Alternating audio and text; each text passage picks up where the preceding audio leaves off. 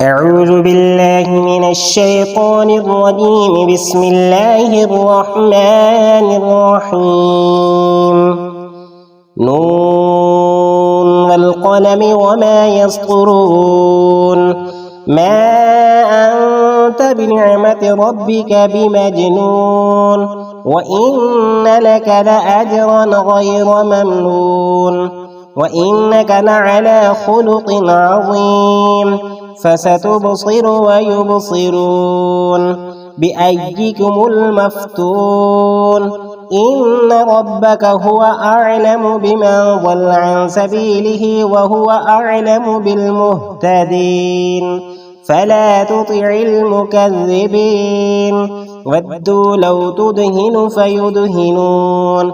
ولا تطع كل حلاف مهين هماز مشاء بنميم مناع للخير معتد أثيم عتل بعد ذلك زنيم أن كان ذا مال وبنين إذا تتلى عليه آياتنا قال أساطير الأولين سنسمه على الخرطوم.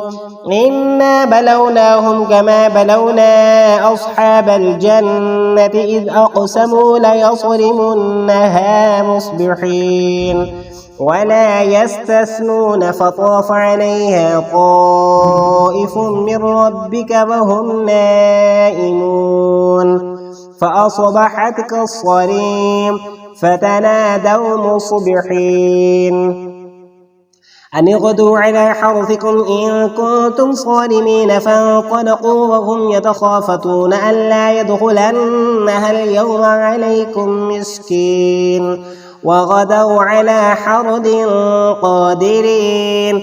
فلما رأوها قالوا إنا لضالون بل نحن محرومون. قال أوسطهم ألم أقل لكم لولا تسبحون قالوا سبحان ربنا إنا كنا ظالمين.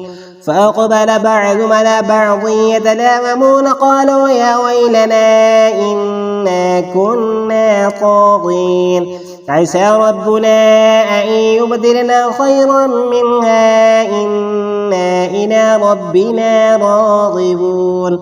كذلك العذاب والعذاب الآخرة أكبر لو كانوا يعلمون. إن للمتقين عند ربهم جنات النعيم.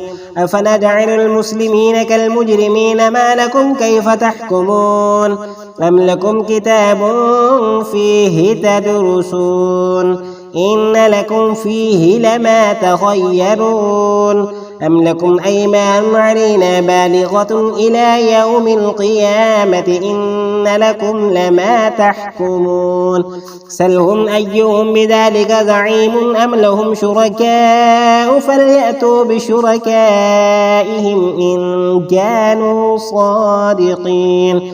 يوم يكشف عن ساق ويدعون إلى السجود فلا يستطيعون خاشعة أبصارهم ترهقهم ذلة وقد كانوا يدعون إلى السجود وهم سالمون.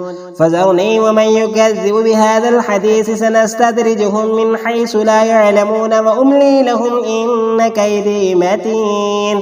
لم تسألهم أجرا فهم من مغرم مثقلون أم عندهم الغيب فهم يكتبون.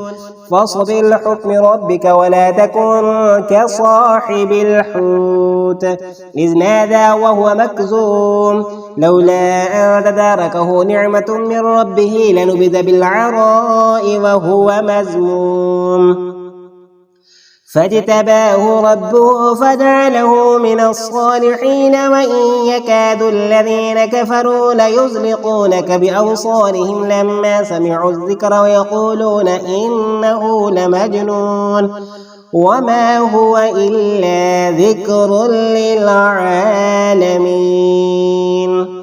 صدق الله العظيم.